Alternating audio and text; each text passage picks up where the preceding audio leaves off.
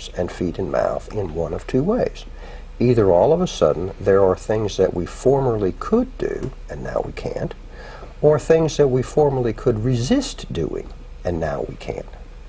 I know it does seem like that, but is it really true that we have to get the right thoughts and right images and right sensations inside of us and get rid of all the wrong ones to exert control over our hands and arms and feet and mouth? No. No. It's another one of life's illusions, of which there are many, and this one can be particularly strong. One of my favorites is the sunrise and sunset. We're living here in the Portland, Oregon area, and if you get up early enough and it's a clear day, which every once in a while we actually have one, and you look out toward Mount Hood and you wait a little while, sure enough, the sun up, up, up, up, up. And then if you get in your car and drive over to the coast and sit over on one of those bluffs over there and the day stays clear, you wait a little while, sure enough, here it comes, down, down, down, down into the ocean. In the newspaper, we're still writing sunrise and sunset. We're not writing earth turn. But we're all supposed to know the sun is not rising and setting, the earth is turning. This is another one of life's illusions. And this business of, in order to have control of my hands and arms and feet and mouth, I have to get rid of all the wrong thoughts and images and sensations and get all the right ones in here, is another illusion. Am I making sense to you? Any questions about anything I've shown you up till now? No. Okay, so there are some additional things I'd like to show you, but something I'd like to show you now is a little activity that can be helpful to get centered and focused and be present in the moment that you're in.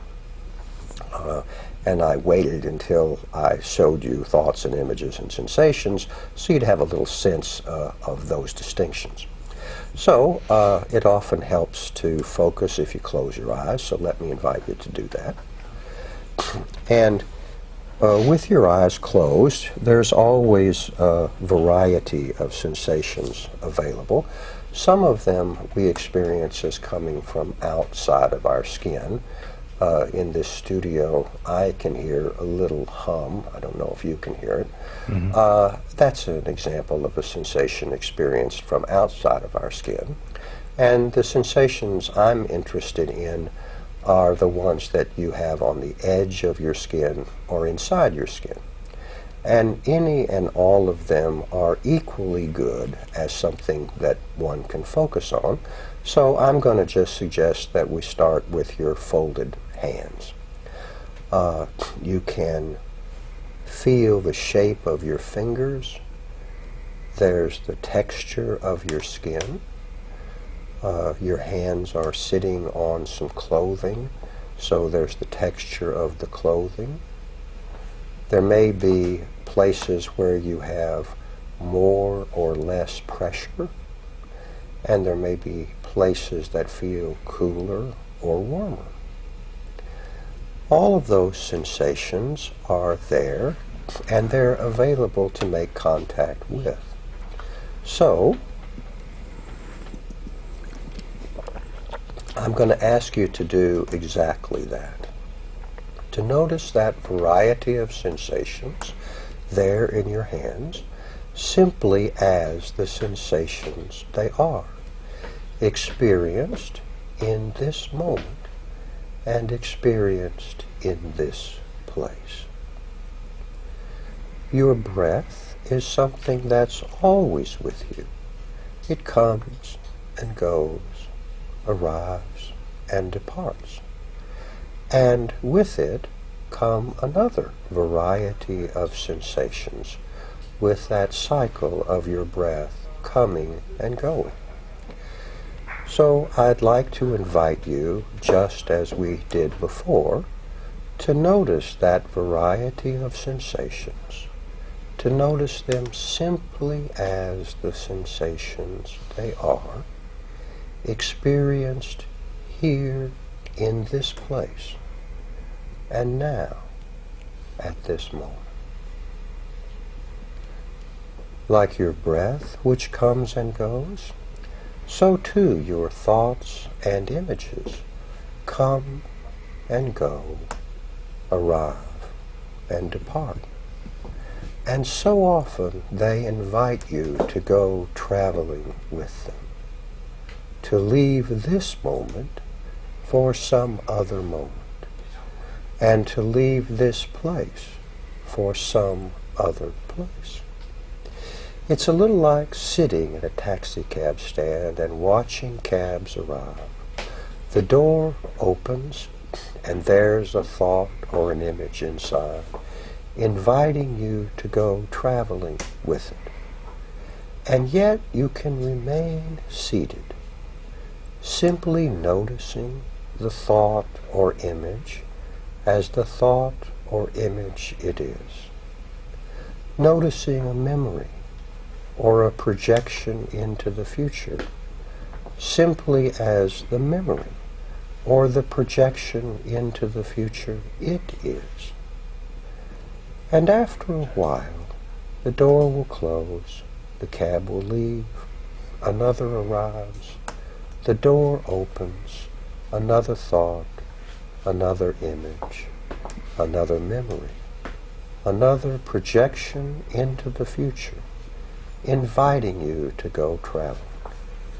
And as before, you can notice that thought or image or memory or projection into the future simply as it is, noticing, observing, and in a while it too passes on. And so it is, coming and going, arriving and departing. And when you have that sense of being here in this moment, now, at this time, open your eyes and we'll continue. Now, as I said, that's a little activity that people can use to get focused in the moment they're in. And I'm going to ask you, I don't know for sure, but during the time that I was speaking, did you find yourself becoming more relaxed? Yeah, it was very relaxing. And I asked that question because most people do find themselves becoming more relaxed. And one of the things you'll notice is I never said anything about becoming more relaxed. The only thing I talked about was being present with what's actually here. Well, there are no lions or tigers or bears. We're not in the middle of a freeway. There's no speeding cars. There's nothing dangerous here. So, of course, when a person gets in contact with a place that there isn't any danger, they do relax. I take this to be an indication of how often we're traveling off someplace else. We're not really in the moment that we're in. And if there was something dangerous here, all the more reason to be here, psychologically speaking, and not somewhere else. Am I making sense to you? Yes. Yeah. So, I'm not against psychological traveling. It can be a fun, interesting thing to do and can have its own usefulness. On the other hand, when you're traveling and you don't realize it, you can engage in this activity, maybe bring yourself back into this moment so you can better focus on doing the things that you want to make important in your life. Is that making sense to you? Yeah. Now, this piece of paper, which I'll let you just have a look at here, right up here it talks about choices available in difficult situations. And you'll notice that there are 3 Roman numerals, Roman numeral 1, 2, and 3, and each of them has an A part and a B part. And the A parts are put up with things the way they are, work for change, and leave the scene. Okay. And the B parts are simply whatever was at A, plus get disturbed and or loaded. Now, by disturbed, I mean angry, anxious, guilty, whatever. And by loaded, I mean alcohol, marijuana, cocaine, pick your favorite taffy. That makes sense to you? Yes. So the first point to be made is there's nothing that a person can do, disturbed and or loaded, that they couldn't do not disturbed and not loaded, and they probably would do it better. Am I making sense to you? Now, I'm not bringing this up because I'm trying to tell you or anybody watching, well, if you're disturbed, just knock it off. What I am saying is that if it's leaving you, if it's passing out of your body, let it go. There's no point in hanging on to it. It wasn't doing you that much good to start with. So, for example, a lot of people will say to me, well, Doc, you just don't understand. I work better under pressure. To which I usually say, well, I bet you if you start earlier, you find out you work just fine. You don't really have to get under pressure. Right. When I was in college, I never found out how much better the fourth draft of a paper could be than the first draft. I didn't find out until I got to graduate school, and the reason was I never started any papers until the night before they were due when I was in college. There surely wasn't going to be any fourth draft. It wasn't that I worked better under pressure, it's just that I didn't get to work until I was under pressure. Am I making sense to you? Yeah. And my first job when I got out of graduate school was working in a college counseling center. That was part of it. And about 6, 8 weeks into the term, people would start showing up at the center and they would say, Doc, I'm very worried about my paper. And I would say, well, have you tried writing it? Oh, no, but I'm very worried about it. Well, worry is one of these things that feels like you're doing something about a problem when you aren't. Work on the paper. That making sense to you? Another thing people will tell me, well, Doc, I can't speak up until I get worked up. Well, usually I say, let's open your mouth, see if we can get air to go across your vocal cords and get words to come out. Probably you can do it. You don't really have to get worked up before you speak up. Does that make sense to you? Yes. Yeah. Now, again, I'm not saying don't worry, don't get anxious, don't get angry. I'm not saying any of that. I am saying if it's leaving, let it go. It wasn't doing you that much good to begin with. Am I making sense to you? Okay. Now, there are a couple of formulas on this paper that I want to describe because they, too, are important to the landscape of addressing psychological issues. I'm going to take another little drink. The first one I call the formula for human liberation. Now, as far as I can tell, we were supposed to get this in high school, but most of us missed it, I know for sure. I did. Because in high school, they give you homework that you don't want to do. In fact, I would say really the whole point of high school is to get homework that you don't want to do. But then, in the service of actually learning something, or simply making better grades, and anybody who's been around school for a while knows those two things are not the same thing, you make yourself do the unpleasant homework, and you refrain from doing things that would be a lot more pleasant, the list of which is usually quite long. And it's not just to annoy yourself. It's in the service of something you make more important. Now, if you hold on to that principle, then you never have to be a slave to circumstance. It doesn't matter if the circumstance is inside your skin or outside your skin. If you'll make yourself do something unpleasant and refrain from doing something pleasant in the service of something you make more important, then you never have to be a slave to circumstance. Am I making sense to you? Yeah. That's why I call this the formula for human liberation. Now, something else needs to be said about this in the service of something I make more important. If I gave you a compass, the thing would point to magnetic north. And if you started off in that direction and I kept you sufficiently supplied, eventually you'd get to that point on the planet we call magnetic north, and the compass needle would spin around, and every time you walked away from there, it'd point you right back where you came from. Am I making sense to you? Yeah.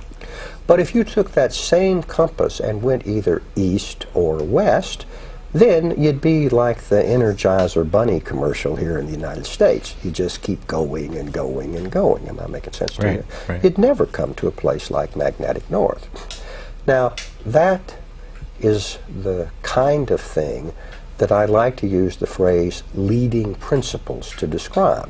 Some people like the term values. I like the term leading principles because if you will follow them, they will literally lead you.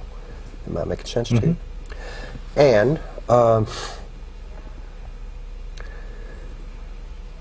they're not like goals. A goal is something that you can accomplish. If you want to graduate high school, if you just sit and study, probably you can get it done if you turn in the homework and show up for class. Okay, so you graduate high school. If you want to be the best educated person you can be, when would you accomplish that? Right. Never. You keep going and going and going. If you want to have, you want to get married, well, probably there's somebody. And you accomplish it. But if you want to be the best mate you can be, when would you finish with that? Never. Yeah, as long as you've got a mate, you can still be the best mate you can be. And the thing is, if you've been being a lousy mate time after time after time, you could then change immediately and become the best mate you can be. You can change what principle you're following. Similarly with children. You can make children the usual way. Maybe you can adopt one. You achieve the goal. Now I'm a parent. But if you want to be the best parent you can be, when do you finish with that? Never. Yeah. What they need at 2 is not what they need at 32. And yet you can continue on and on and on following that leading principle. Am I making sense to you? Now, when I talk to people about this, they often say, oh, I see, Doc, you're talking about getting on a path. And that's not quite right. When you look backwards in your life, there is a path because you made it. But when you look forward in your life, there isn't a path. No one has ever lived your life before. You're the only one who can do it. And yet, in this kind of wilderness of the moment, we can have leading principles that give us direction. Am I making sense to you? Yeah. So, there's something now I'd like to show you in a physical, experiential way. So let me have you stand up. Okay. And in a moment, I'm going to ask you to walk toward that wall. And I'd like to get your agreement before we do this, that if you were going to touch the wall, you can't do it from here. The contingencies of life are such that you have to get closer to it. Agreed? Yes. Now, I don't want to talk about that. I want to talk about the way that you go. Because there are at least 2 different banners, you might say, that you could travel under. The first banner is, I have to, I have to, I have to. And just to make it a little more dramatic, as you walk over close to the wall there, and if you can touch it, fine, go under that banner, saying out loud, I have to, I have to, I have to. Okay. I have to, I have to, I have to, I have to. Okay, so come on back. That's fine. Now, I'm going to ask you to go again. The camera may not be able to track you all the way, but that's okay. I want you to go this time under a different banner. Okay. And that banner is, I choose to, I choose to, I choose to. Okay. I choose to, I choose to, I choose to. Okay, come on back. Have a seat. Now, you made the same trip both times. And the contingencies of life didn't change. In order to touch the wall, you had to go over there. Which way would you prefer to travel? I choose to. Yeah, Right. because I choose to is about this human liberation. I have to, I have to, I have to. That's life as a slave. And by the way, if you live life as a slave, you can be pretty sure that you're going to have some slave revolts along the way. And I'll bet you in your life, when you think back to, I have to, I have to, I have to, you've had some slave revolts. Oh yeah, watch this. Right. Am I making sense to you? Yeah. Okay.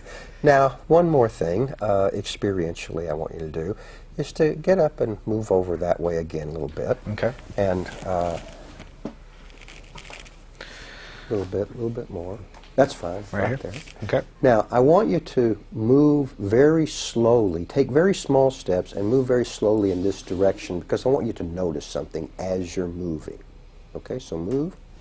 Now, what I want you to notice is there any point as you're moving now that you couldn't immediately turn to the right, immediately turn to the left, or continue as you are?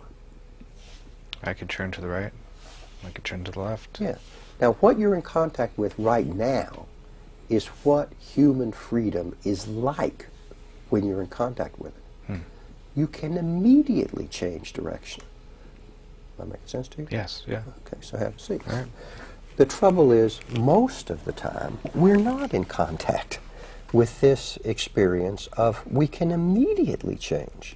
So, if we're following a principle that is not the principle we're really interested in following, we're not being the best mate we can be when that's the one we would choose, we can immediately change to what's the direction right now of being the best mate I can be, the best parent I can be, the best worker I can be. Am I making sense to you? So, any questions about any of this business about the formula for human liberation? No, it seems to be pretty clear in making the choice to correct the path, or not the path, but the direction in which you choose to go is very liberating. Yeah. So what I want to do now is the last formula, the one for serenity in action. And a lot of people are familiar with this prayer by, usually credited to Reinhold Niebuhr, that starts with, let me accept the things I cannot change. You may have heard it. Yeah, a lot of people have. Well, let me give you an example of why I have a slightly different way of wording it. In my office, there's a door that's on one wall, and though we're not there now, I think everyone would agree if I pay the people who own the building enough money, I can get the door changed from the wall it's on and get it changed to a different wall. But would I ever be able to get it changed if I refuse to accept that it's on the wall it's on? If I keep insisting, nope's not there, nope's not there, will I ever get it changed? Probably not. No. So you can see when it comes to the formula for serenity in action, I start with, let me accept the world as I find it. Never mind if I can change it or not. That's not what's important. What's important is it's here. And things that were here, well, they were here. And things that might be here, well, they might be here. We better accept all of this. Now, in English, the word accept comes across a little passively. So I like to suggest this phrase, I give my permission. Now, you may not give your approval. There's a lot of things in life we may not approve of. But if we don't give our permission for the world to be as it is, or was, or may be, who's going to end up suffering? Right. Yeah. Yeah, us. So this is really a self-helping move to accept the world, to give our permission for the world to be as it is, was, or may be. Then, wisdom to see what would be good to change, because it's not good to change everything. Willingness to act and willingness to follow through, because getting the ball rolling is not the same thing as keeping it rolling. And then finally, gratitude for the opportunity to live my life as best I can. Now, a couple of things here need explanation. The first one is willingness, because there's really two kinds. The first one, if you think about people who are flight phobic, you can see both kinds. The first one is what you might call willingness with your feet. People who are flight phobic, they typically won't get on the airplane. The other one is willingness with your heart, because people who do get on the airplane, they're often white-knuckle flyers the whole time they're on. Now, both of these are metaphors, but willingness with your feet is not too metaphorical. You can see people moving their hands and arms and feet and mouth. Willingness with your heart is more metaphorical, because I'm not talking about that big muscle in the middle of your chest. Right. So, a couple of ways to get a hold of this metaphor is make a fist. Okay. Now, what does it take to have an open hand? You just stop holding it closed, right? Now, to get that, it requires more. Right. But if you just stop holding your hand closed, it opens all by itself. Similarly, your heart. You don't have to open it. Just stop holding it closed. It'll open by itself. Another way you can get a hold of this is to cup your hands. Now, if I had a feather and I put it in your hands, you could hold it gently, and it would be gentle. And if I had the fruit of a prickly pear cactus and put that in your hands, it wouldn't be gentle. and yet you could hold it gently. Willingness with your heart means holding the thoughts and images and sensations you have gently. Am I making sense to you? Yes. Now, going into different places in life is a lot like going into a